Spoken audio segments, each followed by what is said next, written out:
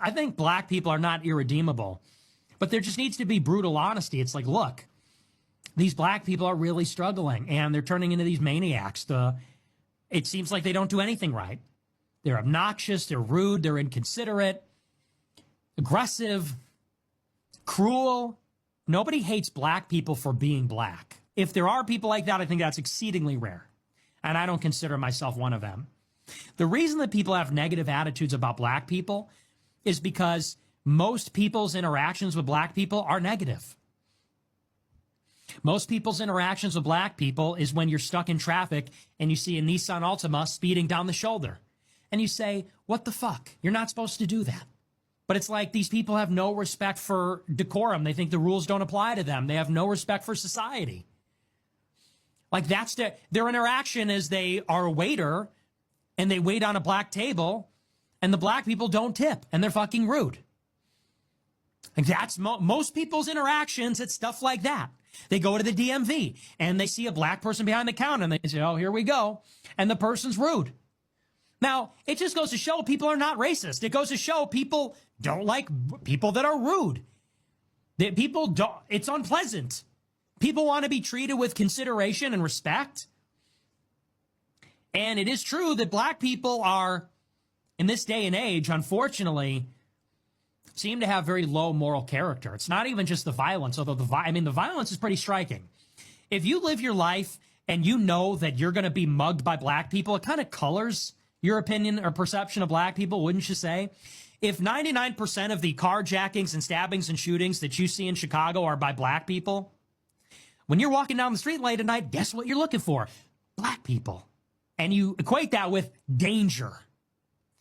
And it doesn't take a lot of them to spoil the whole bunch like that. And it just seems that every time I encounter you people, for the most part, it's negative. And sometimes extremely negative, like I could get a gun in my face.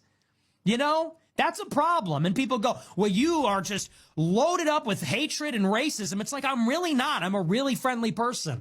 I'm a really polite, friendly person. I give everybody a chance. But if I'm someplace and I see some black person walking in with their pants sagging and they can't articulate what their problem is or what they need, and they're rude and they're aggressive and I'm in fear for my life, like, yeah, I have a problem with all of that. First off, there's not one black person that I associate with who matches any of the stereotypes or negative behavior traits he just used to describe black people as a whole. But have I seen people with the same skin color as me act in the way he described?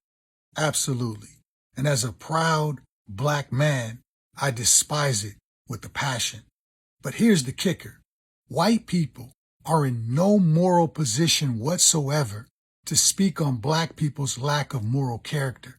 Because for every negative characteristic he attributed to us, I can say the same and worse for them.